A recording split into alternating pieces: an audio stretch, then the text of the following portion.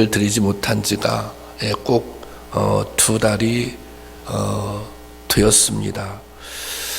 지금 1부, 2부, 3부로 나누어서 이제 그 현장 예배와 영상 예배를 동시에 드리고는 있지만 또 많은 분들이 지금은 가정에서 영상을 통해 예배를 드리고 있습니다. 교회는 함께 모이는 공동체입니다. 또 함께 모일 때만 경험할 수 있는 특별한 은혜가 있는 것도 사실입니다. 함께 예배드리고 함께 기도하고 함께 찬양할 때 하나님의 더 큰 은혜 또 역사를 경험할 수 있는 것입니다. 이 공동체라고 하는 것은 교회 공동체가 갖는 힘은 다른 데 있는 것이 아니라 함께 하는 데 있습니다. 그런데 온 성도들이 함께 모일 수 있는 날이 곧 오고 있는 것 같습니다. 저는 그날을 기대합니다. 긴장을 늦추어서는 안 되겠지만 움츠렸던 몸과 마음을 펼칠 준비를 성도님들이 하셨으면 좋겠습니다. 그리고 함께 예배드릴 그날을 기도하며 기대했으면 좋겠습니다. 오늘 그런 마음을 가지고 제가 설교를 준비를 했습니다. 이스라엘 백성들은 절기가 되면 예루살렘 성전에 올라가서 제사를 드렸습니다. 절기 때가 되면 예루살렘 성을 향해서 각지에 흩어져 있던 이스라엘 백성들이 제사를 지내기 위해서 예루살렘 성으로 모이는 것이죠. 이 사람들을 순례자, 필그림 그렇게 부릅니다. 이스라엘은 바벨론에 의해 멸망을 당한 후에도 이 전통은 멈추지 않습니다. 그래서 이스라엘 백성들이 멸망을 하잖아요. 그런데 이제 원래 고향으로 돌아온 예루살렘으로 돌아온 이스라엘 백성들도 있고 또 돌아오지 못하고 흩어져 사는 이방적이 흩어져 사는 유대인들도 있었습니다. 그 사람들을 디아스포라 유대인 그렇게 부르는데요. 그들은 다 순례자가 되어서 절기가 되면 예루살렘을 방문했던 것입니다. 오늘 우리가 읽은 본문의 배경은 이스라엘이 바벨론에 멸망당한 후에 포로로 잡혀 있었던 때입니다. 그러니까 이스라엘 백성들이 포로로 잡혀 있었지만 그런 상황에도 불구하고 이 절기에 예루살렘을 향해 제사를 드리러 가는 이 전통은 멈추지 않았던 것입니다. 교통이 발달하지 않았던 당시에는 이것은 매우 위험하고 힘든 일이었습니다. 이 순례자들은 고단함과 두려움을 달래기 위해 함께 노래를 부르며 순례의 발걸음을 재촉했습니다. 그냥 걸어가기만 한 것이 아니라 함께 노래를 부르며 함께 찬양을 하며 순례의 길을 걸어갔다는 것입니다. 시편에 기록된 찬양들 가운데 성전에 올라가는 노래라는 표제가 붙어있는 시편들은 바로 이 순례의 길에 불렀던 노래입니다. 이것을 여러분들이 행진곡처럼 한번 생각하고 연상하면 되겠습니다. 오늘 우리가 읽은 본문도 그 내용 중에 하나입니다. 이 순례자들은 고단한 처지를 함께 나누고 찬양하며 순례의 길을 걸었던 것입니다. 그것은 순례자들에게는 큰 힘이 없고 위로였습니다. 함께 노래를 부르는 것, 그것이 이 순례자들에게는 아주 큰 힘이 되었고 위로가 되었다고 하는 것입니다. 여러분, 믿음의 길을 가며 서로 격려하는 것은 공동체가 가지고 있는, 공동체만이 할 수 있는 힘인 것입니다. 오늘 우리도 하나님을 향해 순례의 길을 가고 있습니다. 여러분들도 저도 우리가 함께 지금 하나님 나라를 향해 순례의 길을 가고 있는 것입니다. 이 길을 갈 때 함께 할 수 있는 공동체가 중요합니다. 이 길을 혼자서도 갈 수 있지만 이 길은 함께 가는 것이 중요합니다. 함께 가는 공동체가 있다고 하는 것은 중요한 것입니다. 이 일을 위해서 주님께서 교회를 세워 주신 것입니다. 교회는 성도들이 함께 모여 살아가는 공동체입니다. 교회의 가장 강력한 힘은 함께 하는 데 있는 것입니다. 함께 예배를 드리고 함께 찬양을 하고 함께 기도를 할 때 힘을 얻기도 하고 하나님의 놀라운 역사를 경험할 수 있는 것입니다. 이 함께의 힘이 초대교회의 부흥의 원동력이었습니다. 사도행전 1장 4절 한번 볼까요? 다 같이 보겠습니다. 시작.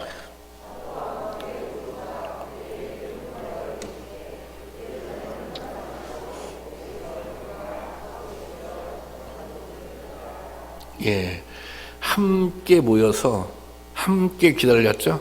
그리고 함께 찬양했어, 함께 기도했어요. 그때 성령이 임했던 것입니다. 그들은 함께 기도하며 성령을 받았습니다. 그들은 함께 힘을 모아 환난을 이겨냈습니다. 그들은 함께 사랑으로 세상 사람들부터 칭찬을 받았습니다. 교회는 성도들이 함께 할 때 든든히 세워지는 것입니다. 여러분, 우리 교회도 이 함께하는 은혜를, 우리 교회를 통해서 우리 모두 함께하는 은혜를 경험할 수 있기를 바랍니다. 우리가 오늘 봉독한 시편은 8절로 이루어진 노래입니다. 우리가 노래를 부르면 독창이 있고 중창이 있고 합창이 있잖아요. 그렇잖아요. 그런데 이 노래는 1절과 2절은 독창입니다. 혼자 부르는 노래입니다. 그리고 3절부터 8장까지는 합창입니다. 다 함께 부르는 것입니다. 그러니까 누군가 1절을 불렀어요. 그러자 또 누군가 개인적으로 2절을 불렀어요. 그래서 그 노래를 듣고 나머지 모든 순례객들이 함께 노래로 화답을 한 것입니다. 우리나라에 전래되어 내려오는 노래 중에 노동요라는 것이 있습니다. 여럿이 함께 일을 할 때 서로 힘을 주기에 이렇게 함께 불렀던 노래입니다. 그래서 이렇게 한 사람이 선창을 하면 그것을 소리를 매긴다 그러잖아요. 한 사람이 선창하고 소리를 매기면 나머지 일꾼들이 그것을 따라서 하는 것이죠. 제가 어린 시절에 이제 모내기를 했잖아요. 모내기를 지금은 기계로 하지만 모내기를 할 때 그런 분이 있었어요. 이렇게 선창을 하면 따라서 하고. 제가 얼마 전에 이렇게 무슨 텔레 프로그램 같은 걸 봤는데, 텔레비를 보고 있는데 이렇게 멸치 잡는 걸 보여주더라고요. 멸치를 잡아서 멸치는 이렇게 그물째 이제 항으로 가져와서 이제 그물을 터는 거예요. 한 10대 명이 이렇게 그물을 이렇게 터는데 그 그물에 이게 털어서 멸치를 이렇게 털어내는 거죠. 그런데 그게 한 4시간 가까이 그걸 털어내더라고요. 이게 보통 힘든 일이 아니죠. 거기도 보니까 누가 이렇게 선창을 하면 나머지 사람들이 이렇게 따라서 하면서 서로 이렇게 힘을 북돋아 주는 것이죠. 그러니까 시편 121편도 그런 성격을 가진 노래다. 그렇게 이해하시면 될 것 같습니다. 그러면 여러분 한번 그때 그 장면을 이렇게 상상해 보시기 바랍니다. 지금 아주 긴 순례 행렬이 예루살렘을 향해 올라가고 있습니다. 이 순례 행렬은 각처에서 모여든 포로들의 행렬입니다. 이 사람들은 국경을 넘어 먼 여정에 지금 지쳐 있습니다. 그리고 두고 온 가족들, 그때 순례들은 남성들만 했습니다. 그러니까 아내와 자녀들은 이렇게 집에 있는 거예요. 그러니까 이게 두고 온 이 가족에 대한 염려도 있습니다. 모두 무겁게 발걸음을 옮기고 있었을 것입니다. 우리가 힘들고 지치면 어떻게 걸어갑니까? 고개를 떨구고 땅을 바라보며 투벅투벅 걸어갑니다. 힘들 때. 그러니까 지금 이 이스라엘 백성들 순례객들은 너무 지치고 고단해요. 그래서 고개를 떨리고 땅을 바라보고 투벅투벅 이렇게 걸어가고 있는 것입니다. 그때 누군가가 노래를 부르기 시작합니다. 내가 산을 향하여 눈을 들리라, 나의 도움이 어디서 올까? 이렇게 노래를 부르는 거예요. 순례객 중에 한 사람이 내가 산을 향하여 눈을 들리라, 나의 도움이 어디서 올까? 이렇게 노래를 부르는 것입니다. 여기서 산이라고 하는 것은 시온산을 의미합니다. 이 시온산에 예루살렘 성이 있습니다. 지금 이 순례객들은 예루살렘 근처에 예루살렘 근처까지 왔습니다. 그래서 지금 이런 거예요. 이 예루살렘에 가기 위해서는, 이 시온산에 가기 위해서는 유대 광야를 지나야 되는데 아직 유대 광야를 지나는 것은 아니에요. 그런데 지금 유대 광야 너머로 어렴풋하게 시온산이 지금 보이고 있는 거예요. 그래서 여기 지금 시편의 이 기자는 이렇게 노래하고 있는 거예요. 이게 산을 봐라, 시온산을 봐라. 지금 이 순례객들은 너무 지치고 고단해서 땅을 바라보고 걷고 있어요. 그런데 땅을 바라보지 말고 눈을 들어서 시온산을 바라보아라, 그렇게 노래하고 있는 것입니다. 그러면 이 시온산은 어떤 산입니까? 이 시온산에 성전이 있습니다. 이 성전 안에는 하나님이 계십니다. 그러니까 뭘 바라보라는 거예요? 산을 바라보라고 하는 것은 하나님을 바라보라는 것입니다. 땅만 보고 걸어가지 말고 하나님을 바라보라는 것입니다. 하나님을 바라보면 힘이 생기는 거예요. 하나님을 바라보면 소망이 생기는 거예요. 그래서 다시 힘차게 순례의 길을 걸어갈 수 있는 것입니다. 그래, 얼마 남지 않았구나, 내가 힘을 내야지, 여기서 힘을 내서 좀 더 걸어가면 내가 주님을 만날 수 있어. 여러분, 눈을 들어 산을 보라는 이 노래는 힘들고 어려운 현실을 넘어 하나님께로 시선을 전환시켜주고 있는 것입니다. 그러면 이 순례객들이 바라보는 하나님은 어떤 하나님입니까? 도와주시는 하나님입니다. 지켜주시는 하나님입니다. 여러분, 오늘 시편 기자는 내가 산을 향하여 눈을 들리라 노래하고 있는 것은 함께 길을 가고 있는 동료들을 향한 권면입니다. 그들을 향한 격려입니다. 우리가 하나님을 바라보자고, 우리가 하나님을 함께 바라보자고, 하나님을 의지하고 함께 하나님을 의지하고 나아가자고, 그분이 우리를 도와주실 것이라고, 그분이 우리를 지켜주실 것이라고. 여러분, 우리도 이렇게 서로 권면하고 격려할 수 있었으면 좋겠습니다. 땅만 바라보지 말고, 힘들고 어려운 현실만 바라보지 말고 눈을 들어서 하나님을 바라보라고, 우리 다 함께 그 하나님을 바라보자고, 그리고 하나님의 도우심을 간구하자고, 이런 은혜가 우리 모두에게, 우리 공동체에 있기를 주님의 이름으로 간절히 축원합니다. 처음에 누군가 이렇게 노래를 시작했어요. 내가 산을 향하여 눈을 들리라, 나의 도움이 어디서 올까? 이 노래를 듣고 또 옆에 가던 한 사람이 다시 자기도 노래를 합니다. 나의 도움은 천지를 지으신 여호와에게서로다, 이렇게 노래를 부르는 것입니다. 그러자 그 노래를 듣고 있던 주변에 있는 순례객이 다 이제 모아서, 이건 뭐예요? 이제 합창을 한 거예요. 합창. 3절입니다. 3절 다 같이 읽어볼까요? 시작. 여호와께서 너를 실족하지 아니하게 하시며 너를 지키시는 이가 졸지 아니하시리로다, 이렇게 화답을 하는 것입니다. 우리도 한번 해볼까요? 제가 한번 1절, 2절을 해볼 테니까 여러분 함께 3절 해보세요. 내가 산을 향하여 눈을 들리라, 나의 도움이 어디서 올까? 나의 도움은 천지를 지으신 여호와에게서로다.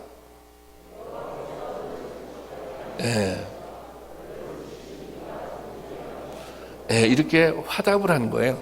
8절까지 그렇게 화답하면서 노래를 부르는 것입니다.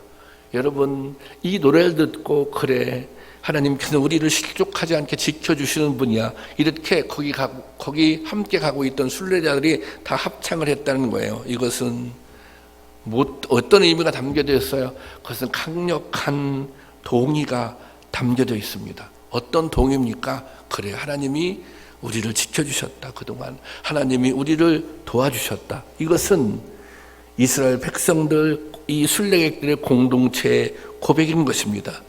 그들은 살아오는 동안 여러 차례 순례의 길을 떠났던 동안 하나님의 지켜주심, 하나님의 인도하심, 하나님의 도우심을 경험했던 것입니다. 때로 너무 힘들고 지쳐서 잠깐 잊고 있었지만 함께 노래를 부르면서 다시 생각하게 된 것입니다. 다시 기억하게 된 것입니다. 그래, 하나님께서 우리를 도와주셨지. 그래, 하나님께서 우리를 지켜주셨지. 우리에게는 하나님이 계시지. 앞으로도 하나님께서 지켜주실 거야. 아멘이십니까? 네. 그렇게 그들은 함께 노래했다는 것입니다. 시편 121편 1절과 2절에는 하나님의 도우심이 강조되고 있어요. 나의 도움이 어디서 올까? 나의 도움은 여호와에게서로다. 그런데 3절부터는 도우심, 그 다음에 지켜주심이 강조되고 있습니다.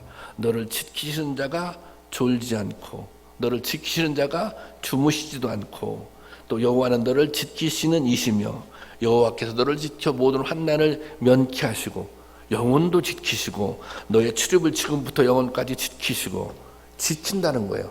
이렇게 지킨다는 거예요. 그냥 지키는 게 아니라 철저하게 지킨다는 거예요. 그냥 지킨다는 게 아니라 완벽하게 지킨다는 것입니다. 이것은 완전한 보호를 의미하고 있습니다. 사실 이 순례길을 가고 있는 이스라엘 백성들에게는 스스로 자신을 완전하게 지켜낼 수 있는 힘이 없습니다. 스스로 자신을 완전하게 보호할 수 있는 능력이 없습니다. 그래서 그들은 항상 두려웠던 거예요. 순례의 길에는 반드시 위험을 따릅니다. 순례길은 이제 광야를 통과해야 돼요. 근데 이 광야에는, 광야길에는 구덩이도 있고 낭떠러지도 있고 또 어둠 속에서 길을 잃을 수도 있습니다. 또 사나운 짐승의 공격을 받을 수도 있습니다. 그러니까 이 순례길 자체가 그들에게 있어서는 목숨을 건 도전이었습니다. 이게 내가 순례를 떠난다고 하는 것은, 내가 예루살렘에 제사를 드리러 간다고 하는 것은, 이것은 커다란 도전이었습니다. 목숨을 걸고 하는 도전이었습니다. 우리가 그런 표현하잖아요. 목숨 걸고 예배드린다, 그런 표현하는데, 이때 순례자들은 정말 그런 심정으로, 그런 결심을 가지고 이 순례의 길을 떠났던 거예요. 그러니까 이 사람들에게는, 이 순례자들에게는 이게 있어야 돼요. 순례길을 떠나게 하는 힘, 도전하게 하는 힘. 그것은 무엇일까? 그것은 하나님이 지켜주신다는 확신입니다. 하나님의 지켜주심을 확신하니까 순례길을 떠날 수 있었던 거예요. 하나님의 보호하심을 믿으니 순례길을 떠날 수 있었던 거예요. 그래서 이들은 그것을 이렇게 같이 노래하면서, 하나님은 졸지도 않고 주무시지도 않고 지켜주신다, 이것을 자꾸 기억하라고, 그런 경험을 기억하라고 그걸 상기시켜 주고 있는 것입니다. 그러니 이 노래가 그들에게 있어서는 가장 큰 위로였고 또 가장 큰 격려가 되었던 것입니다. 나는 잊고 있었는데 그 노래를 들으니까 기억이 떠오르는 거예요. 나는 놓치고 있었는데 옆에 사람의 찬양을 들으니까, 그래, 맞아, 하나님이 그동안 이렇게 지켜주셨지, 하나님이 그동안 이렇게 도와주셨지. 그래서 그냥 함께 찬양하게 되는 것입니다. 여러분, 하나님은 우리를 지키시는 분입니다. 성경은 주님을 목자에 비유, 목자에, 마치 목자가 양을 지키듯 우리를 지킨다고 그렇게 기록하고 있어요. 이 목자는 양을 어떻게 지킵니까? 목자는 밤낮 없이 지킵니다. 또 위험을 무릅쓰고 지킵니다. 그리고 목자는 양에 대해서 시선을 떼지 않습니다. 그래 양을 돌볼 수 있잖아요. 목자는 양에게 시선을 떼지 않아요. 그런데 양은 목자의 시선을 100%다 의식하는 것은 아닙니다. 물론 의식하는 순간도 있겠지만 양들은 잘 모르는 거예요. 나를 지켜주는 목자가 그렇게 나에게 시선을 집중하고 있다고 하는 사실을 목자는 잘 모르는 거예요. 그런 것입니다. 사실 우리가 잘 모르지만, 우리가 때로는 의식하지 못하지만 하나님께서는 우리를 지켜보고 있는 것입니다. 하나님의 시선은 우리에게 집중되어 있는 것입니다. 마치 목자가 양을 지키듯 우리를 지키고 있는 것입니다. 우리가 의식하지 못한 순간에도 하나님은 우리를 지켜주고 있는 것입니다. 하나님은 지켜주시는 분이에요. 넘어지면 지켜주시는 분이에요. 때로 환난을 면케해 주시는 분이에요. 그런 하나님을 노래하고 그런 하나님을 함께 찬양할 수 있는 저와 여러분이 될 수 있기를 주님의 이름으로 축원합니다.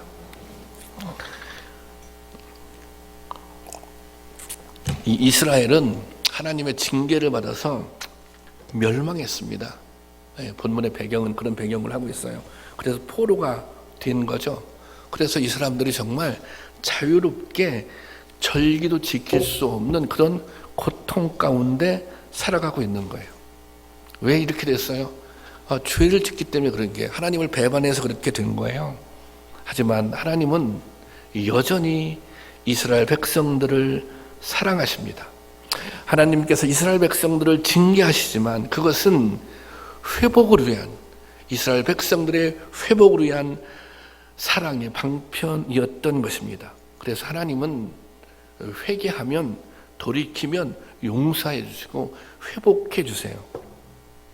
그래서 이스라엘 백성에게 있어서 가장 큰 가능성, 지금 징계를 받아서 멸망을 당했지만, 노예로 살아가고 있지만, 포로 생활하고 있지만, 이스라엘 백성이 가지고 있는 가장 큰 가능성은 무엇입니까? 그것은 여전히 하나님은 우리를 사랑하고 계시다는 거예요. 하나님이 우리의 채찍을 들지라도, 매를 들지라도 그것은 사랑에 매이는 거죠. 이스라엘 백성의 가능성, 그래 우리가 포로로 지금 이렇게 살아가고 있지만 하나님은 여전히 우리를 사랑하고 계신다. 그 먼 모험을 무릅쓰고 순례 길에 오른 이유가 바로 여기에 있는 것입니다.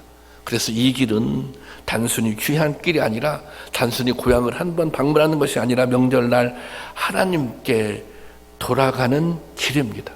하나님께 소망을 가지고, 전에 제가 하나님을 배반했지만 내가 이제 회개했다고, 내가 이제 그 마음을 돌이켰다고, 이런 심정으로 하나님께 돌아가는 길인 것입니다. 순례자들은 함께 이 길을 걸으면서 이런 사실을 확인하는 거예요. 하나님이 우리를 여전히 사랑하신다. 그래서 우리가 지금 포로로 살아가고 있지만 우리에게는 소망이 있다. 지난 시간들을 지켜보면 하나님께서 이렇게 우리를 지켜주시지 않았느냐.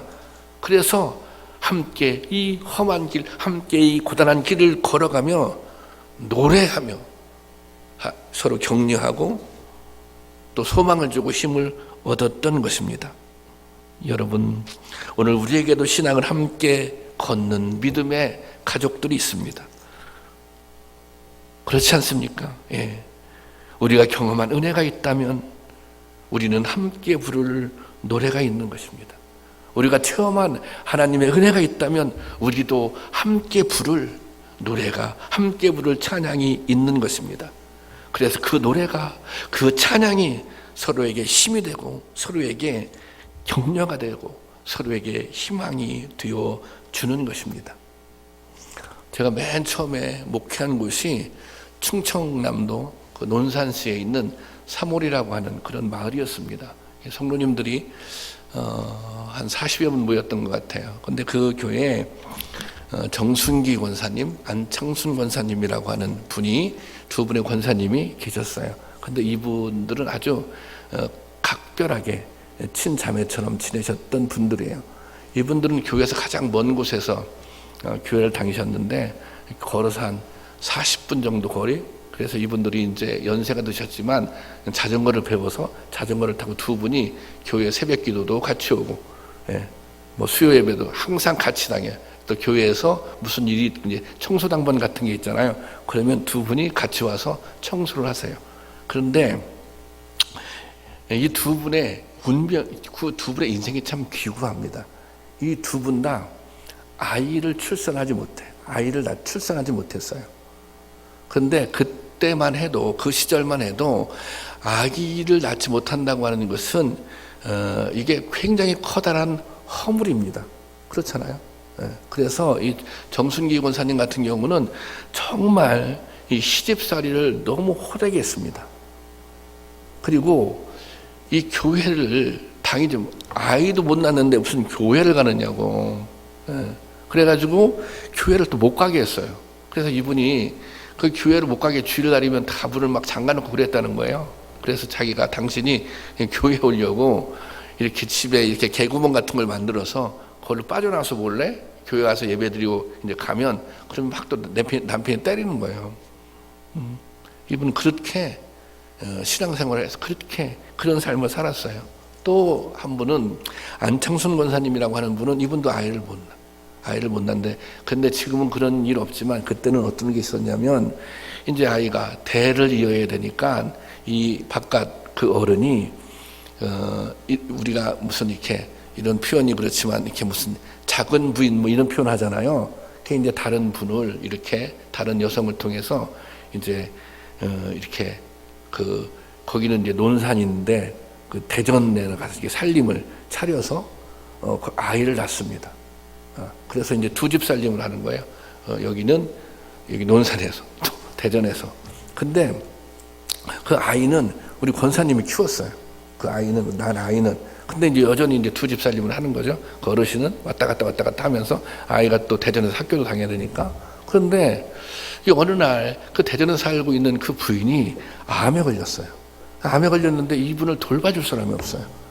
그래서 이분이 어떻게 했냐면 이 논산으로 같이 들어와서 살게 된 거예요. 그러니까 부인 2명하고 이 어르신은 같이 산 거죠. 그래서 이 또 병 수반을 다 이 권사님이 하셔서 이분은 돌아가실 때까지 거기 사셨어요.